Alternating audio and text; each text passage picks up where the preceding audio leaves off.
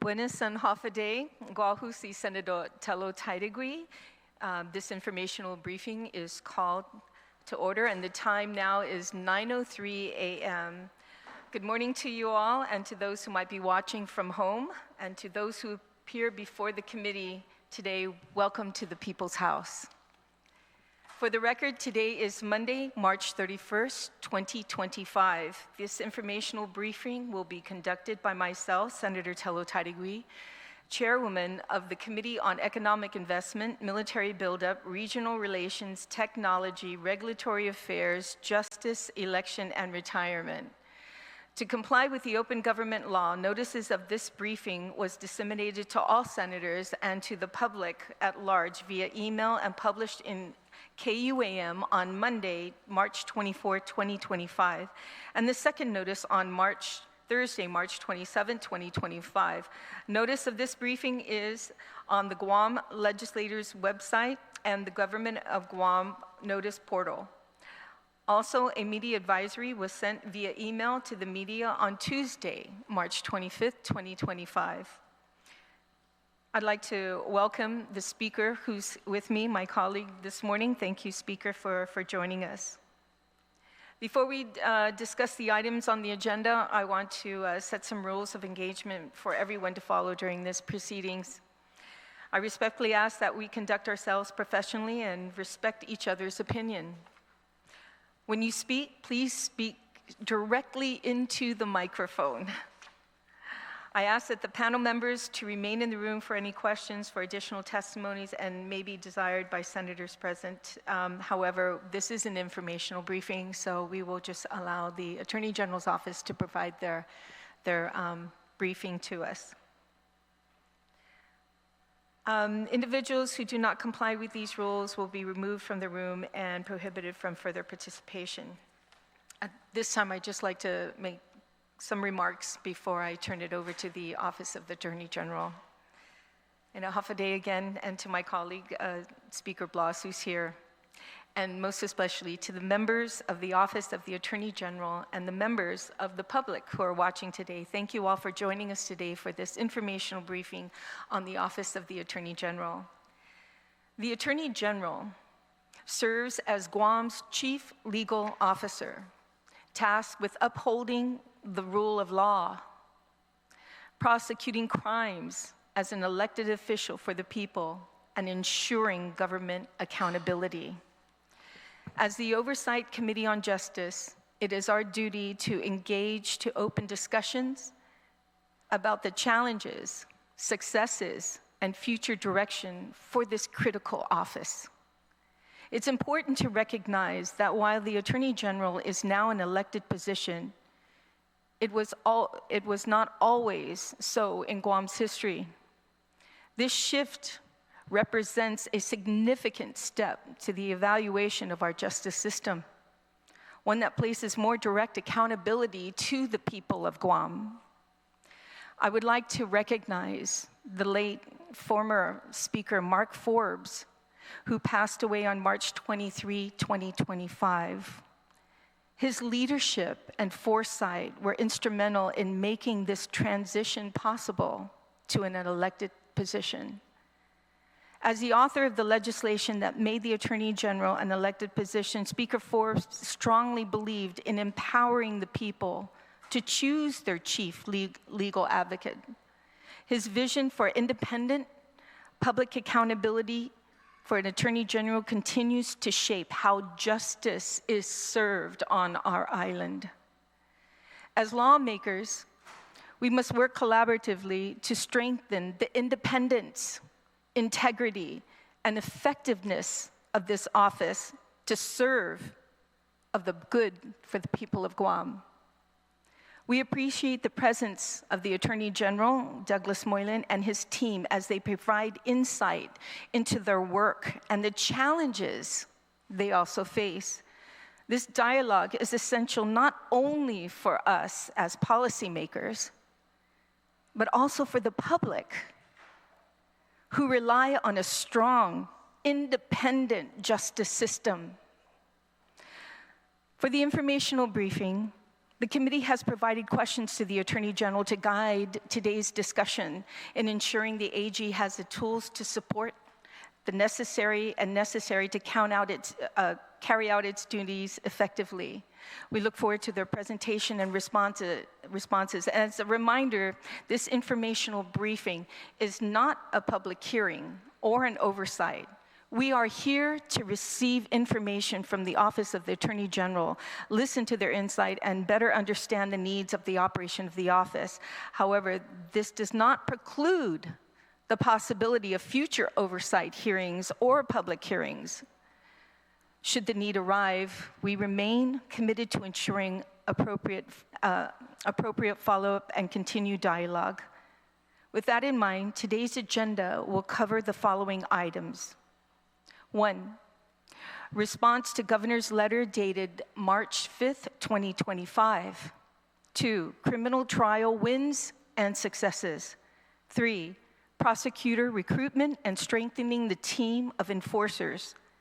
4, investigating corruption and recent OPA reports. Future goals and legislative recommendations. Need for autonomy and human resources development. 7, structural and role of the Attorney General in Guam. 8, status update on the Governor's medical complex litigation. We will begin with the opening remarks from the Attorney General, followed by a presentation from his team highlighting current initiatives, operation successes, as well as challenges and areas where legislative support may be needed. I'd also like to recognize my colleagues who have joined us today. Our Vice Speaker, Senator Tony Ada. Thank you. Good morning. Our Secretary for the Legislature, Sabrina Salas-Mentanani, and our member and Senator, Shelley Calvel. Thank you, colleagues, for joining me this morning. And at this time, I would now like to turn it over to the Office of the Attorney General.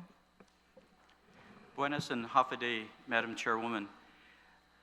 Hafaday, Senator Speaker Blas, Vice Speaker Ada, Senator Mantanani, and Senator Calvo. First, I'd like to introduce who's at the table today. To my right, I have Tom Paulino, Lee Miller, Nathan Tennyson, Grant Olan, and Mr. Miller, Mr. Tennyson, and Mr. Olan are all attorneys at the AG's office. To my left, I have John Salas, Wilfred Africkley, and Joe Guthrie, the Chief Deputy. John Salas and Wilfred Affleck are also personnel specialists, as is Tom Paulino. Senators, I am effectuating the will of the people of Guam. We're here today in order to be open to the public, open to the senators, and to justify the lump sum budget that you gave us in September of last year. That statement, the light of day is the best antiseptic. We have serious allegations that have been lodged by the Governor of Guam against myself and my staff at the AG's office. We are here to answer all questions that the legislature might have, recognizing that the legislature is the policy-making body of this government of Guam. We also are here for the status report to provide information on any other subjects, as Madam Chairwoman has pointed out, and to point out that literally in the executive branch and in the government, the Attorney General's office is the last line of defense between law-abiding people and the criminals on our streets. In my opinion, that was why I was elected as the Attorney General to serve a 4-year term starting in 2023.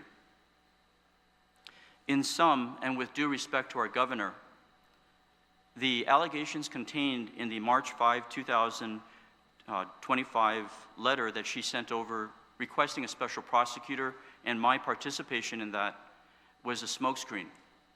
It was a smokescreen designed to remove me from investigations and prosecutions on this governor and her cabinet, spurred mostly by the elected public auditor.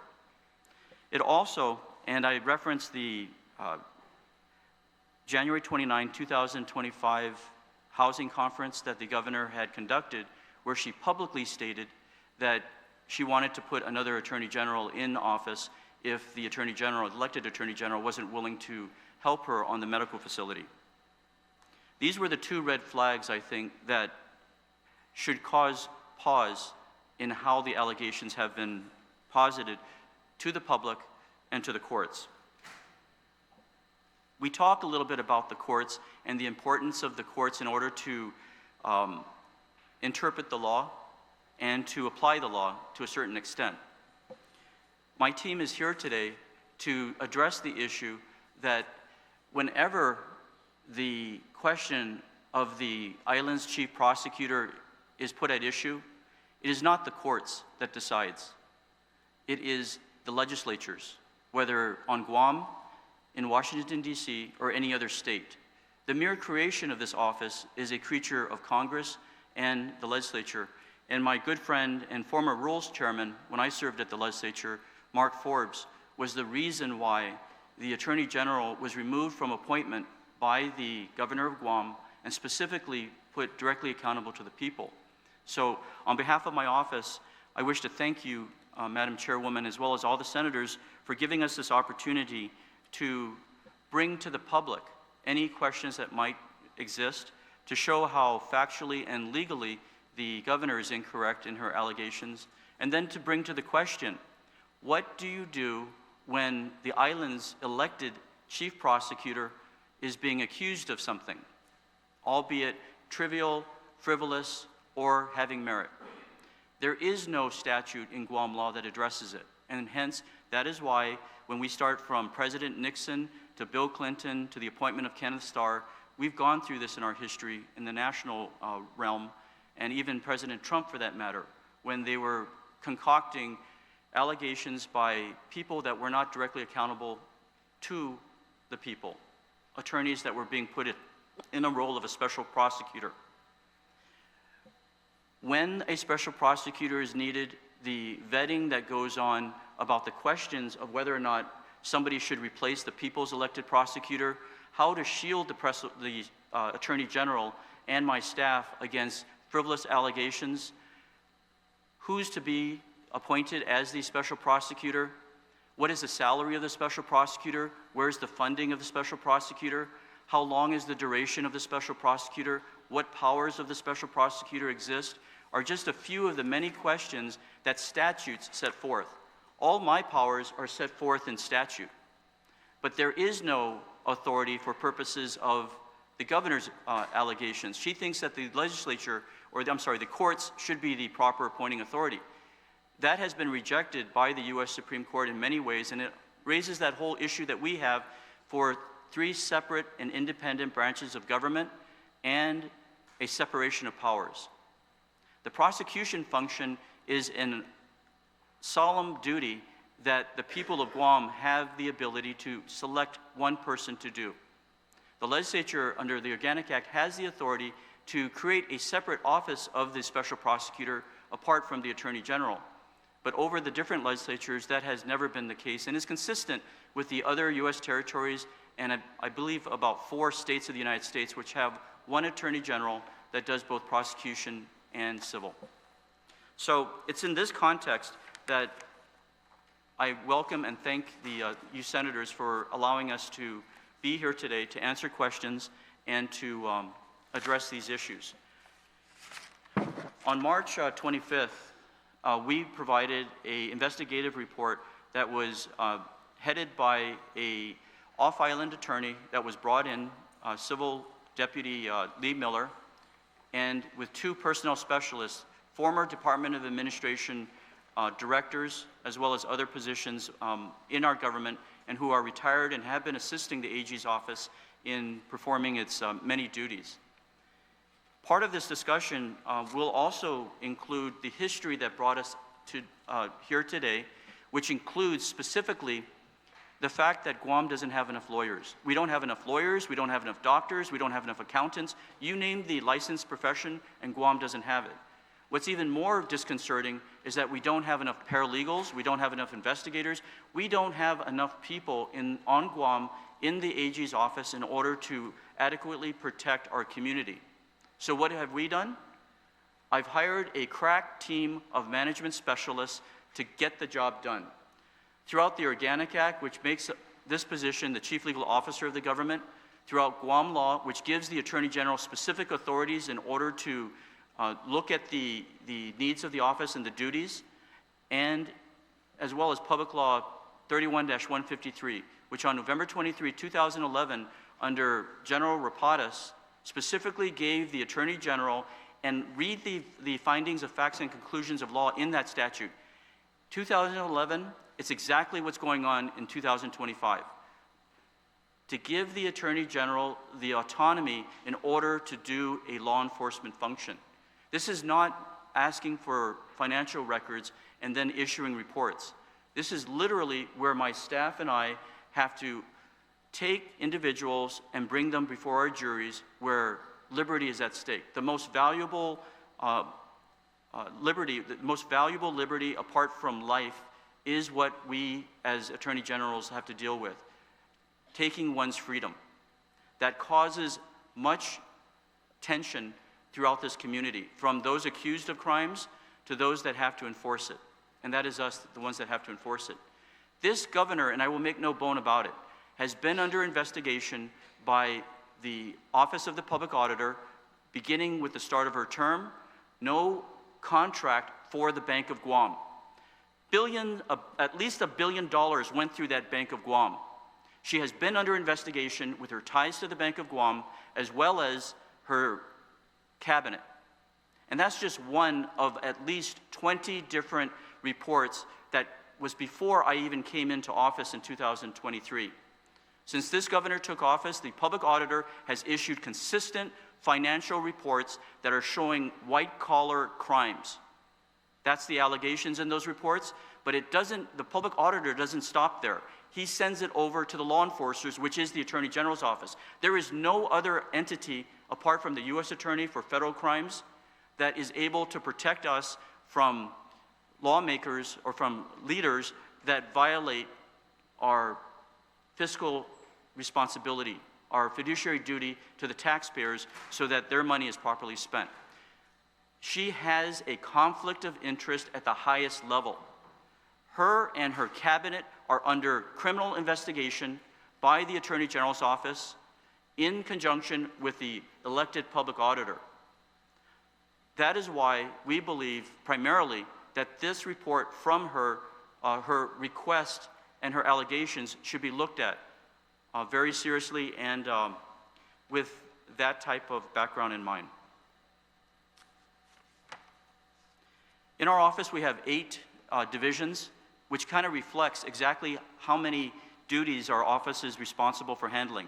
We have the General Crimes Division, deals with violent, nonviolent criminals. We have the Government Corruption Division, which when I came back in 2023, I restarted. When I left office in 2006, they shut the Government Corruption Division down, and it was restarted when I came back in. A specific division dedicated to looking over the taxpayers' monies and ensuring that we leaders follow the law. We have the Family Division, the Solicitors Division, the Child Support Division, the Consumer Protection Division, the Civil Division, the Appellate and Writing Division, and the Notaries. This requires a staff of professionals that aren't just clerks.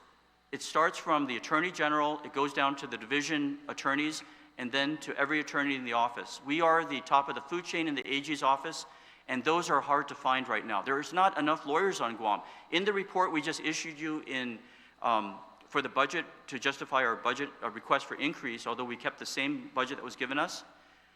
After the governor started that declaratory judgment case, 96 attorneys are required in the AG's office because of all the solicitors that have to be hired to provide legal guidance to the departments of the government. Never in the AG's history has they required that much. It's usually been around 50 at most. And when I took over, I believe it was about 50 that were in the office and hired.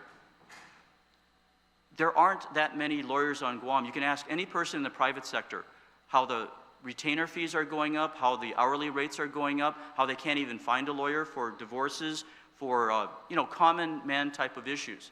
It's because a lot of us have aged out. I was part of the 1990 group of attorneys. We didn't add many more attorneys after I was barred in 1992. This is what we're facing as a community. You don't find enough prosecutors, and the criminals are out of control. The meth epidemic is creating criminals every weekend, and I've spoken much about that, the Meth Kills program, the Be Smart, Don't Start. How do you affect that? You go to the governor and say, check that port. This is the type of conversations that we're having in the AG's office and what we're having to deal with. I will conclude, Madam Chairwoman, so that there's time to discuss these various issues, with this statement.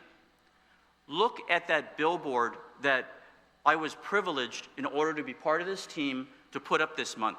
It shocked me when I realized how hard our staff has been working the past 2 years. 50+ jury trial convictions. In 2 years, that's 24 months, 50+. And this is in an environment when the defense bar has been trying to sack my lawyers, looking at our numbers and trying to assert speedy trial, and judges doubling up at one time on trials to require one prosecutor for one trial. When you only have, when I came into office, there were only 8 prosecutors. We now have about 16, and we have another one coming in this evening. This is the background in which I'm trying to explain. You can't just grow prosecutors in a year, 2 years, 3 years, especially when there are no prosecutors or let alone attorneys on Guam. You need to go off island, and I'm sorry, Guam is not the top of the tourism destinations for people in the States. Our quality of life has gone down in the past 6 years. The roads are terrible. You can't even swim in the Agano swimming pool anymore. Guam's quality of life is decreasing under this governor. To bring in an attorney from off island, and many of them are in this room today, requires an enormous amount of management staff to recruit them, personnel specialists to know where are my boundaries in order to get them out here. Step one is a joke. Even with the new attorney pay scale that's out there, these attorneys laugh at us looking at the salaries that we're offering them at step one. That is why the personnel specialist looked at what latitude I had in order to recruit our attorneys. It's part of the packet that we gave you, the numbers, and how we've been able to deal with the crime on Guam, the rising crime that's going on because of the meth epidemic. That's the primary problem that Guam has right now. We're creating criminals that are ending up being murderers. The Korean tourists, the Valentine's Day murderers, those were all just normal addicts that felt that they needed that substance in order to rob somebody and ended up killing them. That is the trend that Guam is facing without my line of defense. And what is the governor asking? Look at what the governor asked in her letter. Hire a special prosecutor, remove the attorney general, and fire all my prosecutors. Do you know the mayhem that will occur if I lost the prosecutors in my office? I have more hired prosecutors from off island than I do on Guam. That is what the governor is asking. Remove your last line of defense before the criminals are in your house and literally robbing and shooting our loved ones. Nuclear physicist, that was the Korean gentleman that our island killed. It was a nuclear physicist from Korea that was in the process of enjoying his retirement. His family sent him here to die. The Taitague murder, a woman that was enjoying Valentine's Day evening with her friends at that restaurant was killed at her car over some money. That is the type of violence that these prosecutors are protecting us against, and this is what the governor is requesting us to do, to lower our defense, to fire these people, to send them home, and they will go home. We've lost a tremendous amount of prosecutors that have come to Guam and literally seen this island, been here for weeks, if not a month or 2 months, turned around and left. Look at the numbers of how many we recruited. With my team that I hired and that I had hired with the help of Mr. Guthrie, over 230 applicants have been vetted, but we've only been able to get a certain number of them. That's the type of offering that we have on the island of Guam. We're nowhere close to Hong Kong, Taiwan, or any of those island destinations that we see to the Far East. So it's at that, Madam Chairwoman and Senators, again, I thank you for this opportunity to address you, and we're here to answer your questions. Thank you. Thank you, Attorney General Douglas Moylan. I did send you a list of questions, and I did reiterate it before you began your testimony. So I would like to start with number one, and if you can, to respond to the governor's March letter, the 5th, 2025, and what was the findings? I know that you provided the speaker and I with a book, but we'd like to hear the findings. Thank you, Madam Chairwoman. This report that was handed out to the senators contains the report of the Special Investigative Committee that I had engaged in order to address the governor's allegations. I have Deputy Lee Miller here, who's the chairperson, and I'll have him address that particular question. Thank you. Good morning, Madam Chairman, members. My name is Lee Miller. I'm the Deputy Attorney General in charge of the Civil Division, and I was tasked with my colleagues Wilfred Appleway and John Solis with taking a look at the governor's letter and putting together an internal report to address the questions the governor raised. I won't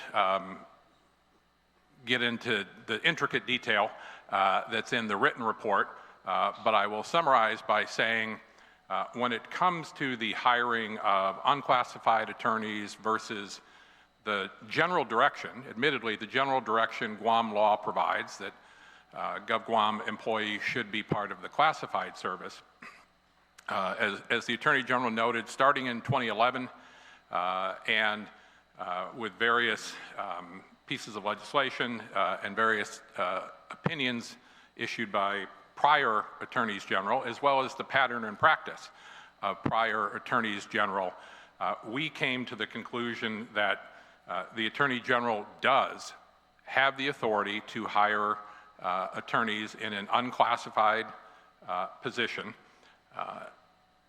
The right, the opportunity, the benefits of classified service, if that is one's desire, are explained to each attorney. They were certainly explained to me, and it was presented to me as it was a choice that I was entitled to make. If I wished to seek a classified appointment with the Attorney General's office, I know who the personnel specialist is I'm supposed to go talk to about that, and the forms that go along with it, and the pluses and minuses associated with classified employment. At the same time, it was explained to me that when I initially joined the office a year ago, I joined in an unclassified status, but again, it was my choice whether to seek classified status or just continue to go forward as an unclassified employee.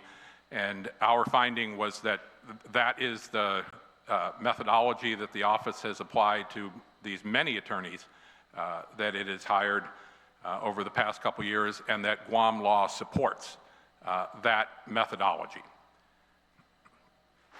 The governor raised questions about the office's hiring of the Attorney General's brother. In some, the Attorney General recused himself from taking any role in the hiring of his brother. That role and responsibility was delegated to, as the law provides, to the Chief Deputy, Mr. Guthrie. Mr. Guthrie, in conjunction with the HR team at the office, reviewed the credentials, the resume, the needs of the office. When it came time to persons with a financial and accounting background, Mr. Guthrie ultimately made the decision to bring on board Scott Moylan. And as a matter of law, because the two brothers do not, one doesn't supervise the other, they're not in the same chain of command, there was no violation of Guam law. Similarly, when it comes to the hiring of the Chief of Staff, the Chief of Staff is,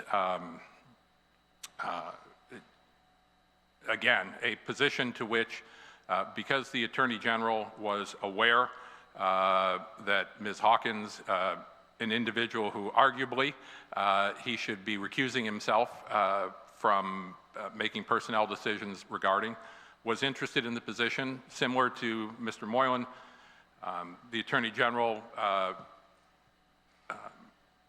recused himself from all decision-making involved in that hiring, again, pursuant to Guam law. That matter then falls to Mr. Guthrie. Mr. Guthrie interviewed Ms. Hawkins, determined she had the character and the qualifications for the job, hired her for the position, hired her at the same salary that the previous chief of staff was working. And again, we believe that hire was made in full compliance with Guam law. I would, from our point of view, I think from everybody, all the attorneys' point of view anyway, the question of classified attorneys versus unclassified attorneys is a question we spent a great deal of time focusing on because it is a matter of significant importance to the office. As the General indicated, the court doesn't stop based on the staffing pattern at the Attorney General's office. Guam Police Department keeps arresting people. Folks have rights. They require arraignments. They require arraignments in a timely manner. They have rights to trials. They have rights to trials in a timely manner. And if the Attorney General's office simply lacks the personnel to have somebody present to vindicate the people's rights in those trials, generally speaking, the court's just going to say, well, sir, I don't know if you're guilty. Ma'am, I don't know if you're not guilty. But there's nobody here to take the people's side of this question, so we're going to dismiss this case and you're free to go back on the street. Attorney Miller, can you talk about the law that was passed by then Senator Palacios on the autonomy of the Attorney General? Because that was part of the report too. Can you talk about that bill that was passed? Or is it maybe Mr. Salas or Affleck would like to speak on the law that was passed? Good morning, Senators. My name is Thomas Polino. I'm the General Accounting Supervisor. So part of the question that the governor raised was about our ability to hire in an unclassified position. So the investigative committee looked at all the laws and rules that were applicable. We found two major laws that affected or allowed us to hire in unclass. The first one is the one that you were just talking about. It was Public Law 31-155. It was passed unanimously by the 31st Guam legislature. Under that law, it recognized that the AG's office was an elected office. And as part of the testimony that was given by the then Deputy Pat Mason, he said that it took up to 8 months to hire an attorney. And that was something that was very important when we were looking at this. That law gave the attorney's office three things. It gave us personal autonomy, it gave us administration over personal matters, and it allowed the AG to hire and to fix the duties of the employees. So looking at that section, it allows us to hire unclassified positions. Thank you, Tom. I'm sorry to interrupt Attorney Miller. Continue if you have anything else. Madam Chair, the last thing I would say is these questions, the question about the autonomy of hiring over all employees, not just classified versus unclassified attorneys, these are all questions, frankly, for the legislature. I served, ran the Department of State for the state of Arizona, and there was it's a constitutional department, similar, an organic department of the state of Arizona. And on the very first day I was there, it was explained to me that if you run a organic department, the rules for spending are different than if I was running a department that had been where the governor retained the authority to appoint the director, appoint commissioners and whatnot, running that organization, and that while I was strongly encouraged not to be excessively autonomous in how I chose to run the Department of State, we did not have an obligation, we did not have a legal obligation to follow the exact same civil service rules and requirements, and frankly, nor did we have an obligation to follow the exact same procurement rules and regulations, up to the point where the legislature had set clear boundaries. As an example, I was authorized on my signature to spend $999,999. But that's because there was a statute that said that the director of to use Guam language, an autonomous agency could spend up to this number, and then above this number, there was a different set of rules. But that was a choice the legislature made, and it was a choice that was different than if I was running the banking department or the insurance department. And so we believe all the procurement decisions, all the personnel decisions we've made are supported by Guam law. But I will also acknowledge that, you all make the laws, and if, as a consequence of this discussion, you think different limits should apply, then that is your choice. Thank you, Attorney Minnie. The next question was that was provided was criminal trial wins and successes. Can you report on that? Madam Chair, the criminal trial wins are the faces that are on our current billboard. We had a miniature put outside, a mini billboard. Those 50 trial wins, they're not just plea agreements, and there's hundreds of more plea agreements that our office does on a daily basis. Those were actual juries that were called in order to decide the guilt or innocence of these individuals. And you have it, 50 plus, and that number I think is at 51 or 52 right now, but I mean, it's a moving number. It's because you have a precision, well-organized, and dedicated, competent group of attorneys, investigators, paralegals, clerks, support staffs, process servers. This is how a law firm is run. And again, I've got 33 years. I've worked in all three branches of government, including this body for 6 years. It requires a discipline and a focus that comes from a license to practice law, a commitment to an elected attorney general and the policy that we have as part of our logo, toughest law enforcers. We are effectuating everything that you do on a daily basis when you pass your laws. Your laws mean nothing without the attorney general, the governor, the elected officials implementing and enforcing those laws, and the courts by interpreting them. But nothing happens after, and I know of all people, the legislature's ability and our limitations, executive has limitations, judicial has limitations. I would also cite, Madam Chairwoman and senators, under General Rapadas' administration, that legal opinion that was issued, and it's page 185. We're not just talking about, as Deputy Miller was saying, about some law that says that you shall and shall not do this passed at the Guam legislature. You're speaking, and this is what General Rapadas looked at, this is what General Barrett Anderson looked at, this is what General Camacho looked at, and this is what I am looking at. It's a constitutional existence. The Organic Act has two things. One, there shall be an attorney general, and the legislature cannot eliminate it. Up until 1998, that era when the law was passed by the Congress, the legislature could eliminate the attorney general if it wanted to. But once it became an Organic Act office like the governor, the legislature, the judiciary, it took a prominent role that statutes cannot easily prevent the attorney general from being the chief legal officer of the government of Guam, and also the chief law enforcement officer. It's a dual role in the attorney general.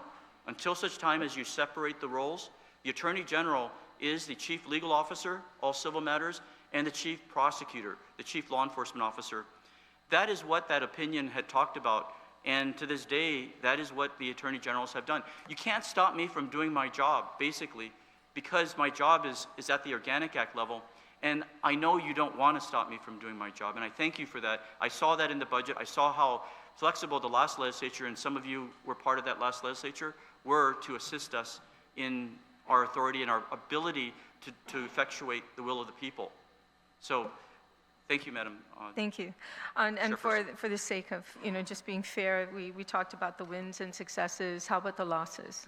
There are losses, as in any case, but I would say, and maybe Mr. Olan can speak to this, he's our assistant deputy in the General Crimes Division. Good morning, Senators. Hafaday. Buddy. As Attorney General Moylan said, my name is Grant Olan. I am basically the supervising manager of the General Crimes Division. I'd say nationally, the average of trial successes by DA, offices, prosecutors is generally hovering around 90%. Now, I haven't run the stats, but I can tell you that our trial wins are probably in excess of the 90%. Frankly, we're kicking butt. And we're doing so with very limited resources. There are a lot of challenges that have already been highlighted and outlined. It's hard to do our jobs when we only have one prosecutor to cover each of the criminal courtrooms and a handful of trial attorneys. But we're rising to the occasion. And we're doing our job, and I'd say each prosecutor is probably doing the job of 3 prosecutors right now. But, we're working hard. We serve a critical function, and that's to keep the public safe. And our track record, we have a very successful track record, and of course, we're going to continue to strive to make sure that those who have committed offenses are held accountable and responsible for their actions. And,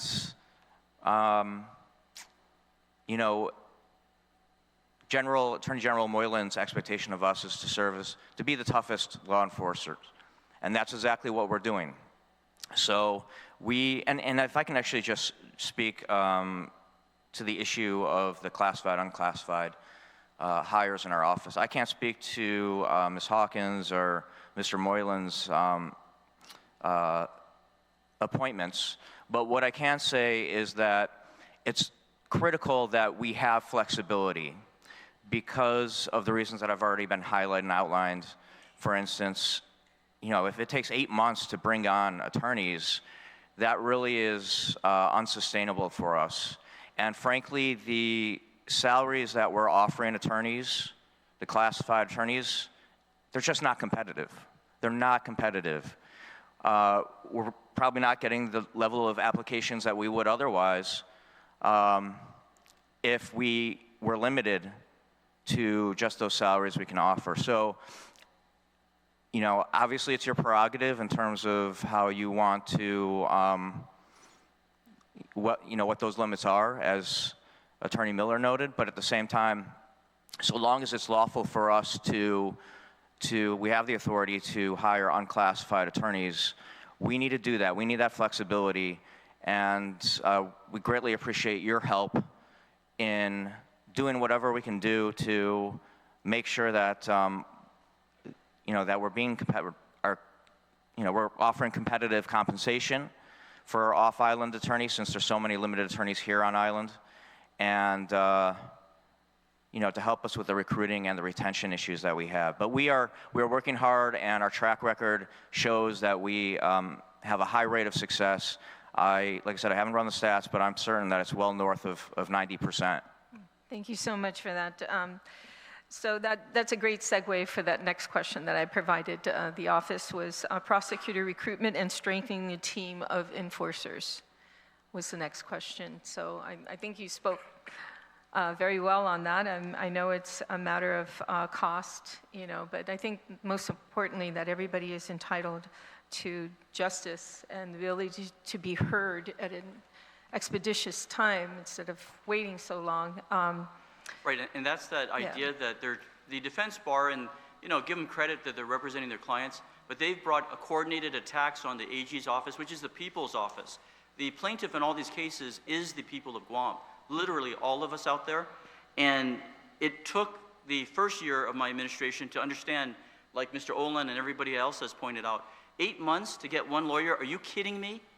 There's no way that we're going to be able to protect this community with bringing in one lawyer who may just turn around when they see our streets and our pools and this education, public safety, and healthcare failures for the last 6 years.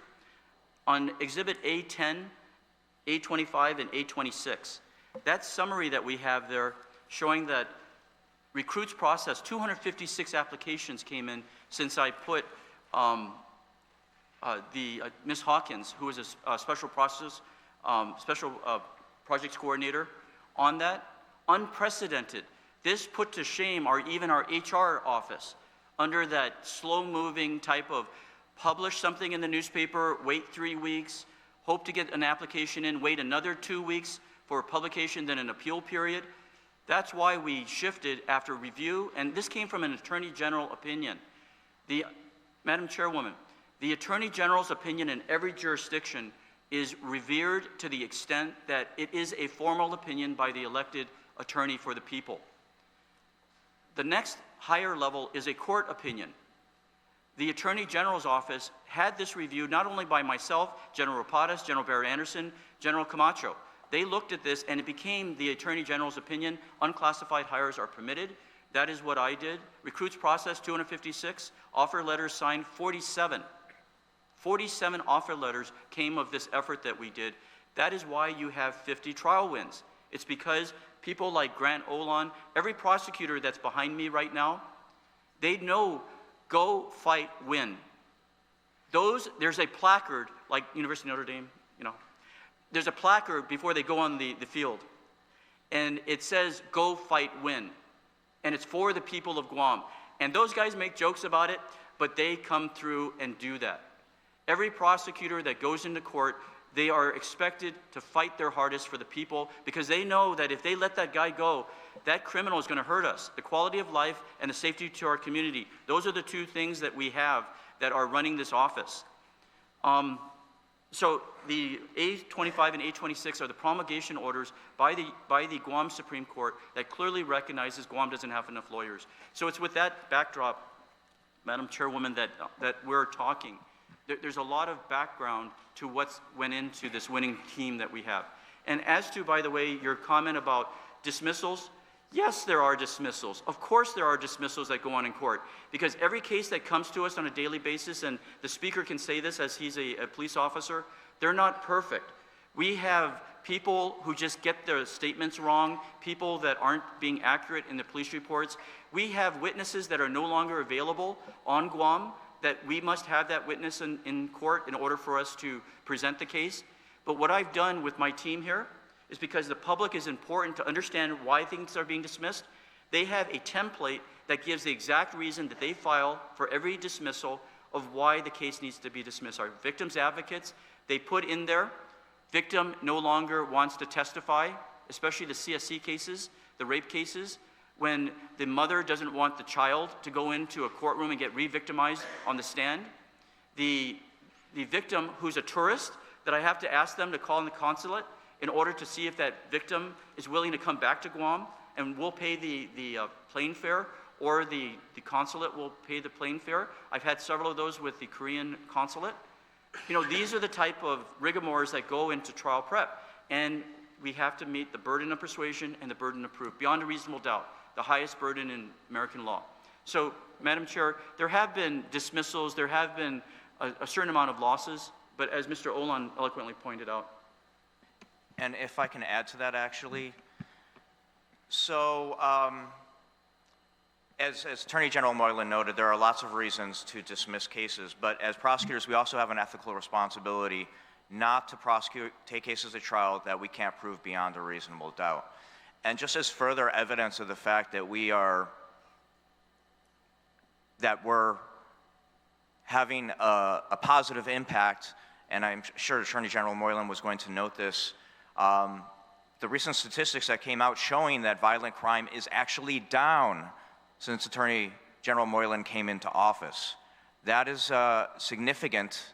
That is a significant statement about the impact and effect that we're having as, despite the limited resource that we have in prosecuting cases, aggressively prosecuting cases, ensuring that criminals are held accountable, that we make the toughest plea offers, toughest settlements, and that we are getting tougher sentences. And you can see it in the results. And in the sentencing for all of these criminals who are convicted, the judges are handing down tougher sentences. These guys who before were going to jail for months or just a few years for violent crimes are now serving years, are now being sentenced to years in jail. So, I think it's important to note that we are having a positive impact, but obviously we need your help to ensure that we can do our jobs. So, thank you. Thank you so much. I know you touched on it a little bit, but the investigation, corruption, and recent OPA reports, for the sake of time, because I will ask my colleagues if they would like some questions. So do you have any more you wanted to add to those investigations or reports from the OPA? Yes. Okay. One of the things, I was the first elected Attorney General back in 2003 era. We had about 35 government corruption convictions by the 4 years that I served there. We saw, with the help of former Chief Prosecutor Gloria Rudolph, 2 cases that went up that actually made change in our community. The most notable one being after we indicted the public health for not doing the school permit, actual inspections and stuff. Once that thing was indicted, you saw all the schools, the superintendent, everybody, and especially the governor, start physically inspecting those schools. And by the way, just a note, when I left office in 2006, decades ago, Alicia Limtiaco, General Limtiaco at the time, shut the school system down back then. And after she left, they stopped doing the inspections. It's more than 10 years old. They're doing it now. That's why you're finding these schools have to be shut down, because they didn't do their job for at least 10 years, and especially under this governor. But that changed. What did they do when we charged the case on the government corruption? They moved to disqualify me. That's exactly the same thing this governor is doing right now. She wants me out of this position because she doesn't want the elected Attorney General checking her, making sure she follows every law in our books, including her public health people that weren't doing the physical inspections. When they started doing it, schools started to close. That was the growing pain that had to be done, because you don't put kids in an unsafe environment. Senator Barnett, that was his whole focus when he was the oversight chair at that time, last legislature. So, Madam Chairwoman, they're moving to take me out everywhere they can do that. The 2 cases that we filed in 2023, with the judge's orders, it's now in the Supreme Court, saying that they found an ethical conflict. That's the first red flag. Why do they want to remove the Attorney General? It's because I'm setting the policies in our office that are fire and brimstone, by the book, your basic law enforcement. Go after the criminals, punish them, get the deterrence. And just an aside, those billboards that everybody likes to throw stones at and criticize the opposite side, but the other people see the importance, that is a message board to my client. That is a message board to those criminals out there. We will get you, we will hunt you down, we will get you, and with the help of our jurors and our judges, you will go to DOC. The high numbers, that they weren't overcrowded when I took office. Within 12 months of my team getting put together, they're crying about being overcrowded. That's an indicator of what Mr. Olan mentions. We're starting to see after 2 years, the numbers are going down, but they're not where we need it to be, because there's meth in those streets. Normal people are being turned into, I call them vampires. They're being turned into people that can no longer be trusted and that have to be locked up. And as I say to the Director Bordallo, the chief, build a bigger prison. Until such time as people get it, don't take meth, don't voluntarily expose yourself to that substance, highly addictive, don't do it, or else. This is what I was raised on, and the speaker, with his law enforcement background, this is what we have to do in triage. You separate the law-abiding people from the non-law-abiding people, but also the leaders. They cause just as much damage as the criminal on the street because they take our resources and misspend it. Or they obligate us to a medical facility that we may have to pay back $104 million. That is why we're doing what we're doing in the criminal and the civil realms of the AG's office. Thank you. Thank you, Attorney General. With regard to, before we move on to the next one, is the overtime at Homeland Security, the report from the OPA, is that in your office for review? Absolutely, and it's being investigated, and there's work being done on that. Okay, Absolutely. thank you. Next on the questions was future goals and legislative recommendations. Thank you. Madam Chairwoman, the anti-crime bill that we, proposed bill that we provided to the senators, those are 10 points, and Mr. Olan was a big part of that. Every time, every day, every night, every weekend that I'm getting calls from my prosecutors, my paralegals, my investigators, I started jotting it down. So after 2 years of experience, those 10 points that are in that proposed legislation were geared towards giving the people of Guam a better chance of making our community safer. And I highlight the last part of that bill, point number 10, full inspections at the Port Authority of Guam for meth. The meth is coming in the quantities that it's coming in because it's coming in through the ports. With Jeff's Pirates Cove, literally I was called, I think it was the weekend that I was called on that, where he was finding the blocks of drugs washing up on his shore. They're coming through the containers, they're coming through those container locks that are being cut, and I don't care if they're one number off, that's the tampering. They can't even get that number straight. Long Beach just uncovered all the container locks over there. You know, it's the idea that we reduce this substance that's causing even our Micronesian community to become addicted to meth, unlike alcohol, which was usually the drug of choice for the less privileged, because it was cheap. It is cheap right now. You drive the quantity down, the price is going to go up. It's a basic economics principle. So, yes, there's that crime bill, anti-crime bill, is I believe the culmination of 2 years of focused targeting in order to make it a fair playing field. I'm not going to say it's going to make the AG's office better over the criminals and defendants, because they have their rights too. It's a balance. But thank you. Okay. Thank you. I think we talked about the need for autonomy and human resources development, you know, the need especially to support all the work that you're doing.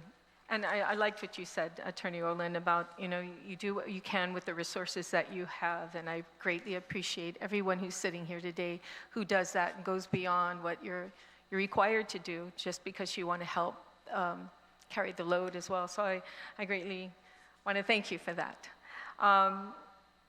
The other one is, we'll go down to, well, we have structural and role of the Attorney General in Guam, pretty much discussed that, and status update on the governor's medical complex litigation. And that's the last question that I had on there, and then of course I'll open it up to my colleagues if they have any questions. So can you tell us what's the status on this one, medical complex? Thank you. Madam Chairwoman, I had my staff prepare copies. They're probably in front of you right now. The first one was I had referenced earlier. It was a PDN article that dealt with the governor's housing conference with Gura, where she said, I'll have to replace the Attorney General. That's the first smoking gun. I just provided a copy of the actual article of that event. Regarding the medical complex, okay, so we have the current federal court action, which was intended to protect us as taxpayers so that we get a read from the federal courts. And by the way, this case is going to go up to the Ninth Circuit one way or the other. Either we're going to take it up, or I'm sure the governor will take it to the Ninth Circuit. So this is a case that's going to keep giving. We're talking about the declaratory judgment case that after I asked the governor to sit down, before the December 31st deadline, I several times requested the governor, as our elected leader, to sit down with me so we didn't put that $104 million in an area where there was clear violations. We issued formal legal opinions that the 2 GURA meetings that were held violated the open government law, which would have voided everything that was done for the planning of that hospital and the transfers of money. The fact that there was no contracts involved, but the glaring red flag was, the reason why there's no documents is because the governor would have had to send it over to the AG's office. But I asked her to sit down and to work it out. She refused, like with the Port Authority, just ignoring the people's leaders. Right now, where the case is going is I received a letter from the Guam Power Authority's attorney, and it's dated March 7. It's part of your packet there. The attorney basically said, AG, you need to disqualify yourself. Another red flag. Why are they always trying to remove me as the Attorney General? Why can't we fight a fair fight? The reason why is because now the governor has to start paying for things. It causes procurements, it causes infrastructure to have to be laid out, procurements to be done. So the CCU, through its Guam Power Authority attorney, basically said, step aside, we want a SAG, the Special Assistant AG that the last AG was giving to these private attorneys. I withdrew it. It came back to the elected Attorney General's office, and I did what you senators had done. 20 years ago, there was never a provision in Guam law that required any purchase over $500,000 had to go through the Attorney General. That didn't exist. Between then and now, a legislature, because of a check and balance that it wanted, put that provision in the law. So when I came into office in 2023, that was just the law that existed. It is a check and balance to ensure that the people are protected. Their quality of life is protected, so we're not paying $104 million back when it's clawed back by the Trump administration or some federal court judge. We responded. We have not received a response. That is the check and balance. They can't purchase that infrastructure for the monolith. Senators, they don't even have a budget for the medical complex. Look at what was in the newspaper reported. The governor, I think an issue came up with the Secretary of the Department of Defense, $1 billion to build it, and says, oh, maybe it'll be $600 million. They don't know what the medical complex is going to look like. They don't know how many staff, they don't know how big the facility, they don't know how many rooms, they don't know what the equipment is involved in it. They don't even have the budget or the plans. Those are the two red flags of what they don't have. And that would have been required on December 31, 2024. So that is the latest update on the medical facility. We're starting to see the governor pushing her agenda, and that agenda includes procurement. So I have no intention of stepping away from our duty to protect the taxpayers and the ratepayers in this case. Thank you. Thank you, Attorney General. That was all the questions that I provided the office, so that would be prepared to answer them. At this time, I'd like to open it up to the speaker to have, if he has any questions that he would like to ask, or comments, either or. Madam Speaker? Speaker. Okay. You call me madam. Oh, Mr. Speaker, 4 years. Mr. Speaker, you have the floor. Thank you. Thank you very much for being here. And Mr. Ady, thank you. I wanted to go a little bit more. You had mentioned that there was a public law in the 31st Guam legislature. Is it 31-286 or?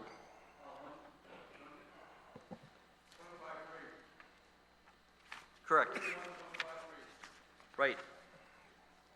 Mr. Speaker, it is part of the packet A17 in our report on March 25th that was issued.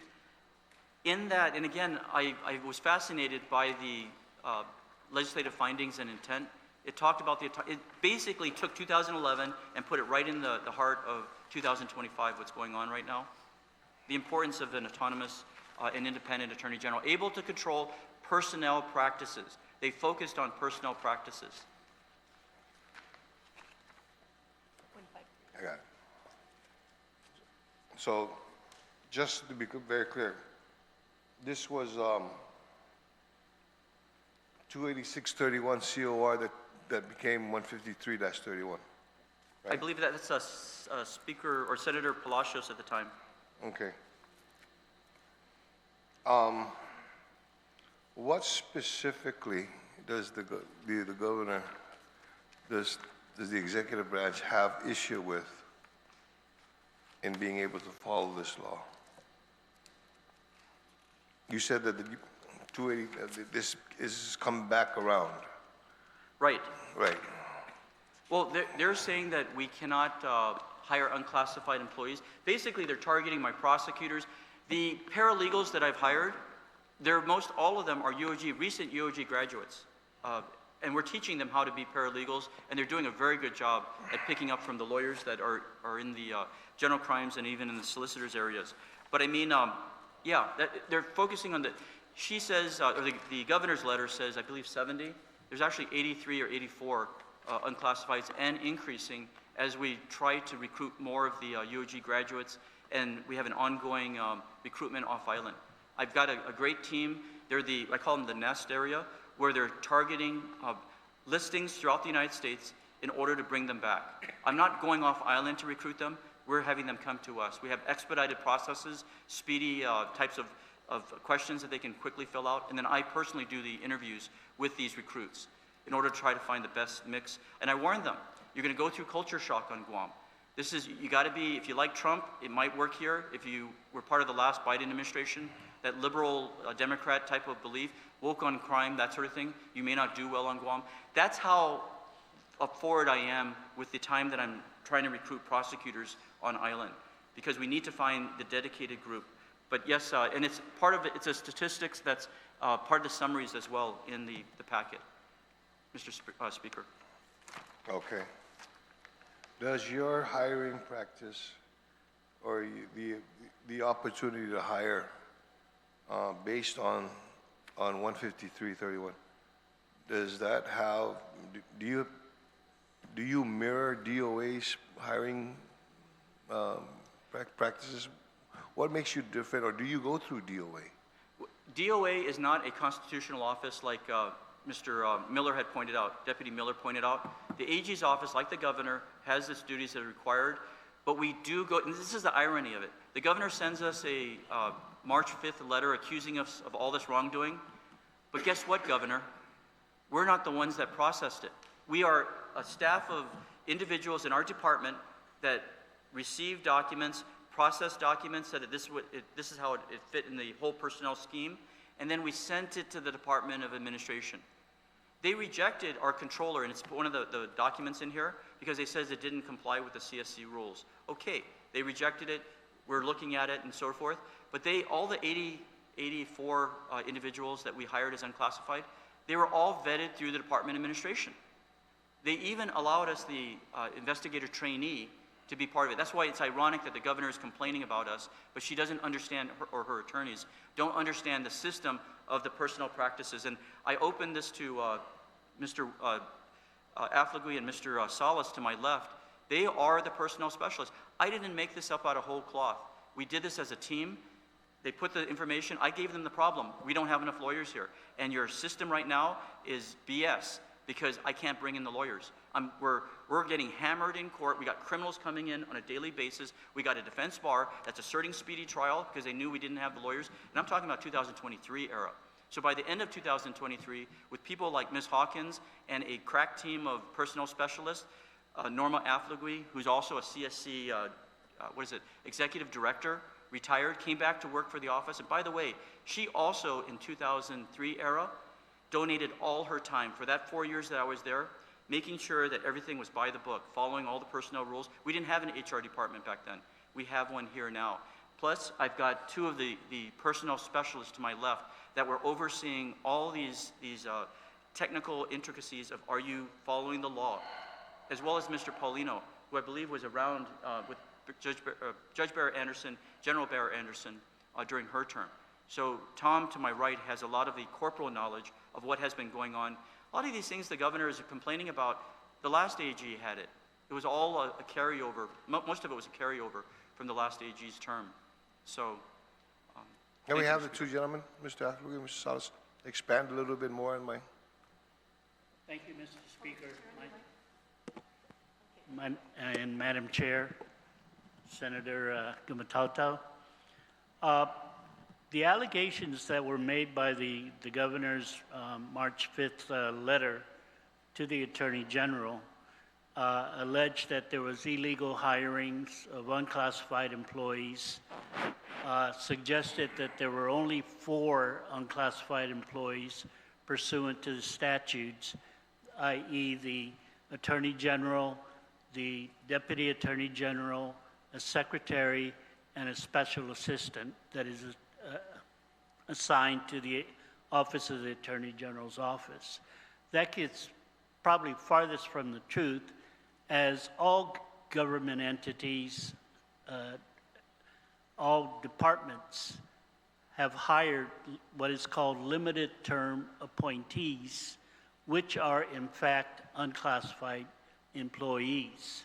So the Attorney General hiring attorneys in the unclassified service, paralegals in the unclassified service, victims advocates in the unclassified service, special projects coordinators are all part and parcel to the authorizations that the statutes as well as the rules and regulations that DOA administers. We're in the process of developing our own set of rules and regs which would comply with statutory provisions and for the most part will generally mirror the Department of Administration's rules as well. Those are all proper in the eyes of the statutes and the eyes of the personnel rules and regulations, which went through the AAA process back in 1996. I, in fact, was the principal author of the current Department of Administration personnel rules and regulations, and that went through a very significant public hearings around the island at various departments, transmitted to the Civil Service Commission, who also conducted its own series of hearings, and then finally to the Attorney General's office, who blessed the document, and eventually went to the Legislative Secretary for amendment, adoption, or denial of the regulations.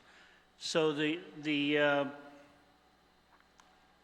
statutes and the rules that apply to the hiring of the Attorney General's brother, Scott Moylan, was indeed proper from the standpoint of it did not violate the nepotism regulation of the rules and regs. First, under the coverage, classified or unclassified employees are not covered by the rules and regulations. And the special assistant to the Attorney General is a unclassified position. Secondly, it is pursuant to statute that the special assistant was created. It didn't have to go through the process of the Director of Administration conducting a study to determine that a special assistant might be needed in the Office of the Attorney General. In fact, Section 4102(18) of the Guam Code Annotated for GCA specifically spells out one special assistant for the Office for the Attorney General and one special assistant for the Office of Public Accountability. So the notion that the Attorney General's office violated rules and regulations as well as the statutes is definitely unfounded, and the governor's allegations are also unfounded, and I think it would withstand the test of the declaratory judgment that the governor has issued to the Superior Court of Guam. Okay. When did we shift from the practice of the recruitment and the hiring done by DOA to it now being handled by the Office of the Attorney General? I believe that was pursuant to the enactment of Public Law 31-153, Okay. where it turned over to the Attorney General's office the responsibility of hiring, assigning the work, and of employees within the Office of the Attorney General. In fact, then Director Manglotnia transferred all the personnel jackets, all the personnel actions that used to be with the Department of Administration to the Office of the Attorney General. It also, around that same date, issued a memorandum to the Attorney General that, unlike the requirement in the personnel rules and regulations that at step 4, employees could go to the Director of Administration for adjudication of their grievances, again, Director Manglotnia issued a memorandum to the AG's office saying that they would no longer manage or handle step 4 of the grievance procedure. The employee would go directly from step 3 to the Civil Service Commission in filing its appeal. And Mr. Speaker, it's part of our report as labeled as attachment A23 and A24 Okay. back No. in 2011. And I appreciate it because, you know, while the law was passed in 2011, I didn't want to assume. I've seen many times then statute gets into effect a certain year, but it doesn't get enacted until years later. And I just don't want to presume that upon enactment, it in fact started to happen. So it was in 2011, it was passed, so about 2012, when it started to come in effect. So what I'm getting at is the practice of recruitment and hiring didn't just start with you guys, per se. Yeah. Okay, it started a couple administrations ago, if you were to go back. Correct. And it's just now that it's being brought to light and being brought to, it's now an issue, is what I'm getting, is what I'm sensing. Correct. That's correct, Mr. Speaker. It's actually an issue that really shouldn't be an issue. The question of nepotism in the Office of the Attorney General is not based on facts. The issue of nepotism states that you cannot have a sibling, brother, sister, mother, daughter, in the same department under the direct supervisor's subordinate relationship. Our committee report points out that there's at least 2 levels of supervision below the Attorney General with regard to Mr. Scott Moylan. And of course, with the issue pointed out in the governor's March 5th letter with regard to Ms. Sheena Lynn Hawkins, a fiance is not in any way recognized or embodied in any of the personnel rules or the statutes. Should they marry, on the other hand, then of course Ms. Hawkins would have to remove herself from the office of the Attorney General, because you cannot have an appointing authority or even an administrator at the administrator level whose spouse is also at the office of the AG, unless the exceptions are for medical professionals and teachers. Okay. Lastly, with regard to, thank you very much. Well, Mr. Africa, you wanted to? If I may, Mr. Speaker, just wanted to have punctuate the statements that we've been, pushing for this morning. In 2023, I was a special projects coordinator for the AG, and we were working with the Human Resources Department to put out advertisements off island. I forgot exactly what organization it was, but it required a payment to advertise in this organization to attract applicants for AGs and prosecutors. So so I asked the Human Resources Administrator at the time, what is it that is required? He said, well, we have to get a payment of $800. I remember that figure. And I said, but this is not a procurement, it's probably like a subscription. And he said, yes, so we have to go get a payment voucher at DOA accounting. And I said, oh, I know a lot of those guys in DOA accounting. So I said, so what would be the quickest way? They said, well, we don't have a charge card for the AG's office that's to be used for that specific purpose. So I called the Attorney General.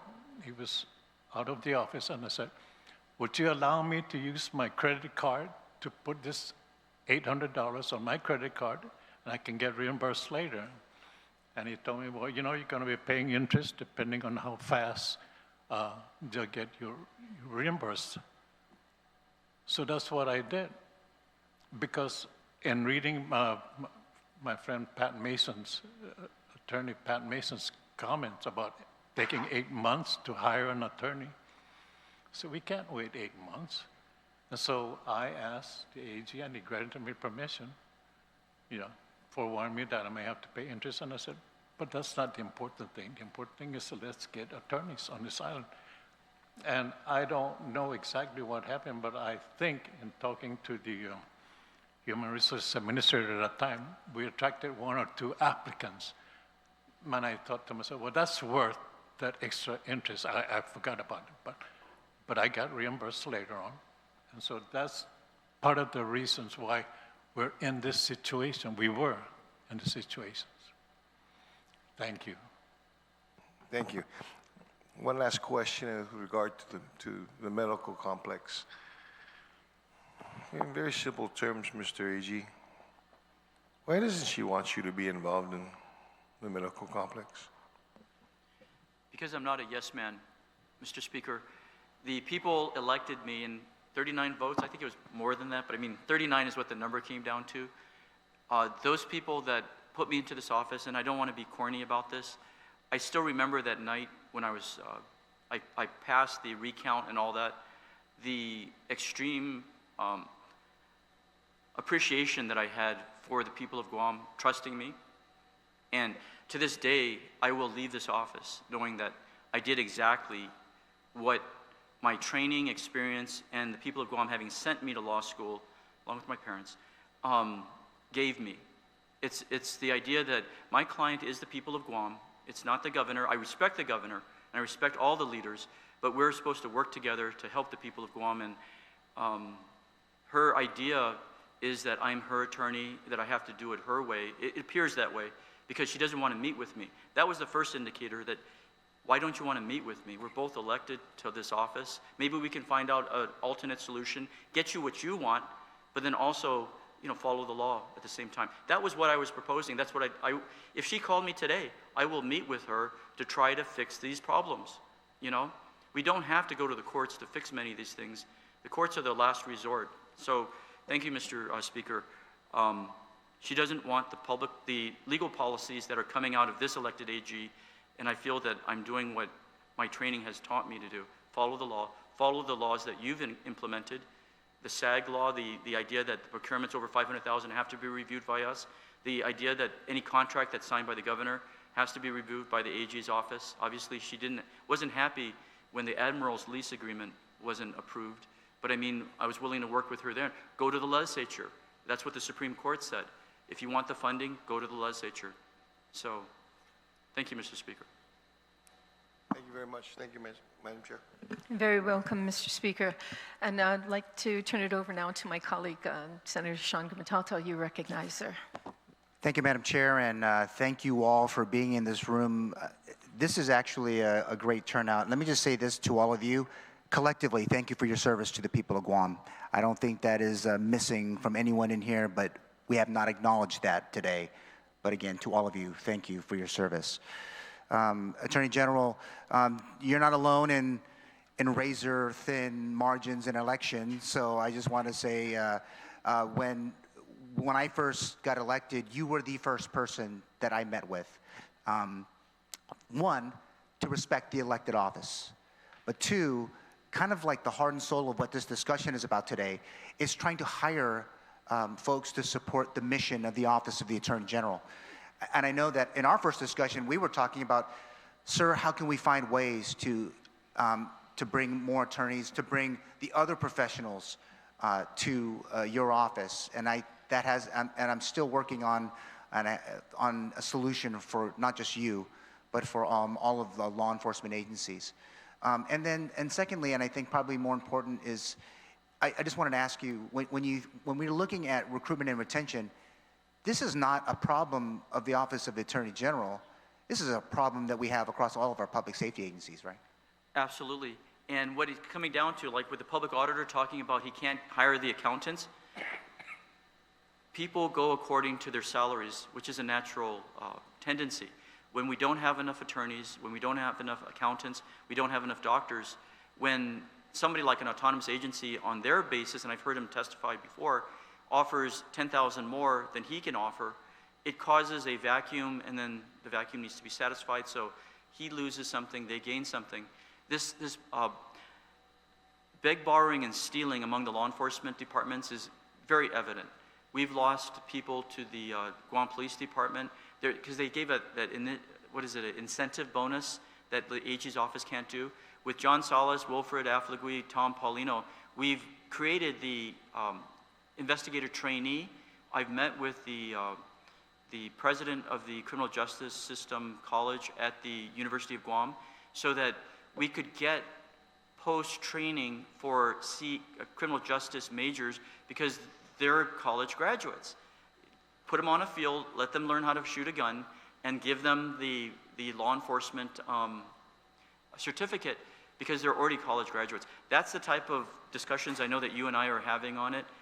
But we need investigators like yesterday because we had a trial tomorrow, that sort of thing. So with Mr. Olan mentioning that is the level of creativity that my people behind me are doing, starting with the deputies and going down to the clerks, talking about what can we do to improve our performance so that we win the trials. That is my statement to all my prosecutors. You have to win your trial. And when I say that, that's a motivational thing, but it's also you need to protect our community because when you win the trial, that criminal gets off the street, that meth addict gets off the street, and we're protected at night. So we're continuing to work outside the box, find ways within the law, and I want to make that very clear. I am a strong advocate. Regardless of what my staff can come up with, we always go back as lawyers to, is it following the law? And we need to have a pathway to that. And luckily, we have like General Rapadas' opinion in 2011 or 2012, and it's part of the packet again, that talked about those issues. The separation of powers, the fact that this is an Organic Act office, the fact that I need to do the job of the people when I'm here. So investigators, paralegals, those are critical towards protecting our trials at the criminal level. And we're not even talking the civil level. The idea that we need the same investigators and paralegals helping out the civil lawyers to protect our coffers, the money that our departments and agencies, and a lot of our, and don't get me wrong, a lot of our department heads and agencies under this governor, they want to do good. They want to follow the law.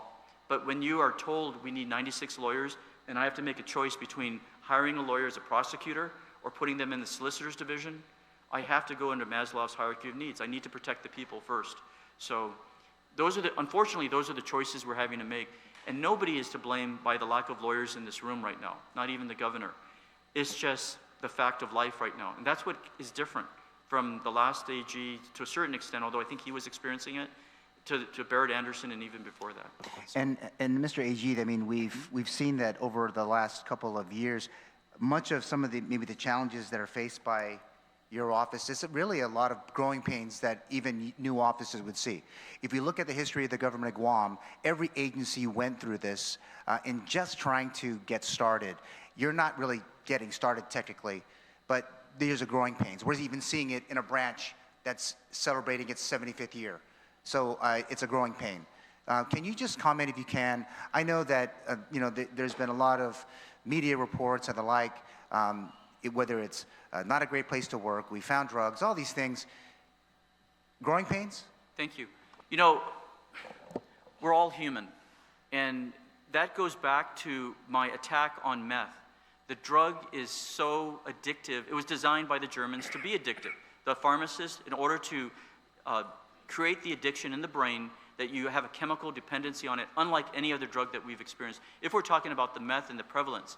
But as a law firm, as a law enforcement department, as licensed professionals, we have an ethical duty to make sure that all those rules that the governor brought us to the Supreme Court to discuss are being followed. So that's the professional level that we're get licensed on.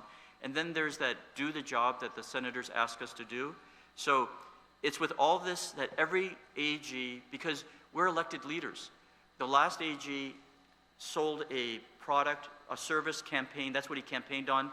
I campaigned on a different product. Mine was protect the people above all, toughest AG on crime, and join my team if you feel you have what it takes. And for all the people that have gone through this law firm, I respect them, but at the same time, you give me a budget, I have a goal to hit, and if you're not compatible with this elected AG's office, then maybe this isn't the best place for you, but I don't want to be that hard either. We need to find compatibility. Again, we're not like any other branch.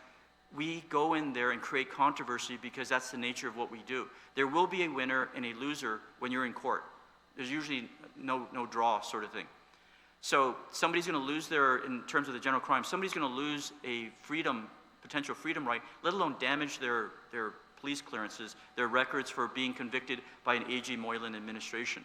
I need a loyal, dedicated, trustworthy, and capable. That is why the unclassifieds are so attractive to me. They're dedicated to my cause as the people's cause that put me in here. They're trustworthy, so I don't get a knife in my back. I don't know when there's been a federal court case where the Attorney General literally has a criminal defendant in federal court that has been convicted for wanting to kill me. So that was something that I found unusual, that you get the threats, every other week, stuff like that. But to actually have that, and that's where the trustworthy people in the AG's office is so critical. I cannot have meth addicts in my office. Hence my statement in the anti-crime bill, give me the authority to fire the meth addicts if we find them. Don't give them a safe harbor, because when you're dealing with criminals, when you're dealing with drug dealers, when you're dealing with the money, that is the key thing. The amount of money that meth is bringing into these drug dealers, and they're laundering the money through who knows what, they will take out my prosecutors, the chief prosecutor, anyone that stands in the way of their freedom and their being free and taking that money in. So capability is the third of my three-part list. The unclassifieds are the best capable of doing that, because they are the disciples, they are the people that have the courage to remain in this office. So yeah, I'm sorry, it's a roundabout way of saying that when I create a team, I need a team of renegades. I need a team of people that know the dangers that exist. They're willing to put in the hard work in order to get the job done. And at the end of the day, we're not getting paid any more money than we were otherwise, but you are truly a public servant to work under this administration. Again, why I started with thanking them for their service. And I think that it's not going unnoticed, Attorney General. I mean, I know in the back of the pamphlet, you show your banners and your little signs. That doesn't stop any other line agency from right now from doing the exact same thing, right. Which, as a person who's done communications a little bit, just because my sign's different than yours does not necessarily mean that the sign is bad. It is, again, goes back to the notion that if we want to talk about either successes or what we're trying to push, I just don't think we should be getting in the way of that. They have plenty of opportunities. Maybe their sign is not big enough. They still need to do that, and I think I would stand here in support of those continued efforts, not by the Office of the Attorney General only, but from the other line agencies. I just have one last question, and I know that this is going to go to, and I'm not trying to jump in the way of this. We had oversight hearings on the Office of Civil Defense and Homeland Security. I think we're going down a road of what it could be on other agencies. From a government corruption point of view, none of us up here want to get in the way of that bus. Do you need more resources to be able to go and, I know it's a lot of talk, but we need to ensure that there's going to be, at some point, an action. I know it's too easy, right, for us to say that's corrupt, that's bad, but it's going to come with an action from your office, correct? That's correct. The start of the criminal justice system starts with the investigation. The public auditor elected, BJ is very capable and has been very competent in his reports. Follow the money. I have Tom Paulino to my right, as well as management staff here that are currently looking at the numbers. I don't like spending money. These guys will tell you I'm frugal, I'm cheap, guilty. The idea is... Sorry to hear that, you're cheap. I'm cheap. So the idea is that we want the greatest bang for the buck. I can't say, the prosecutors right now are being hired from off island according to people wanting to come to island and having an experience in the white collar prosecutions. Those are the ones we're looking for. Those are the ones that are hard to find. Working in a district attorney's office or an attorney general's office that have that background.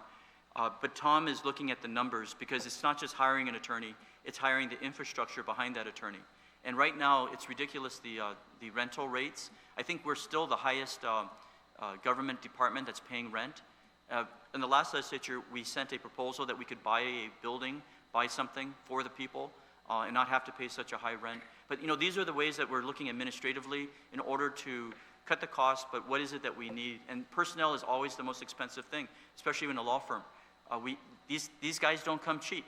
The prosecutors, we get trained our entire life, and the more years and decades you have as an attorney, the more you command for salaries. And we see that in the private sector too. You hire the appellate attorneys, the older attorneys, they know how to win the cases. And that's what I'm looking for as the manager of this law firm. I try to balance it. Those attorneys we're bringing in to train as new recruits, who I have several coming in the next few months, and then those that are mid-range, and then the older ones, like Mr. Miller. He's got the wealth of experience. The fact that he could speak to the state of Arizona and how they have managed their state government, he's brought a wealth of information and experience to our office. So, but thank you, Senator. As we move towards the new budget year, Mr. Paulino is checking how we can better use the money. Yeah, I mean, we're definitely going to have to get creative. But I just, again, want to say thank you. I think keep fighting for victims, keep fighting for those folks out there that are getting wronged. I'm hoping, obviously, that we want to see more and more people taken care of from the work that you do. It's not perfect by any stretch. And again, in this, we live in a country of laws, and everyone's really presumed innocent, right? And I think we just can't jump to conclusions. But I just want to say to you and your team, just keep on keeping on. Thank you, sir. Thank you, Senator. Thank you, Senator, for those great questions and comments that you made. At this time, I'm just very happy that everyone is here in support of this Attorney General, and I want you to know that as the Oversight Chair that you can call me directly. I keep things confidential if you have any concerns. I've had a couple calls to let you know, and I'm looking into it, so I want those who are working very hard sitting here today and those who didn't make it today to know they can always call me as your oversight. It takes courage to make real change, and a lot of people don't like change. You get people set in their ways. But I think courage comes from your heart and what you want to do, what's in the best interest of this island and our people. This is our home, our only home.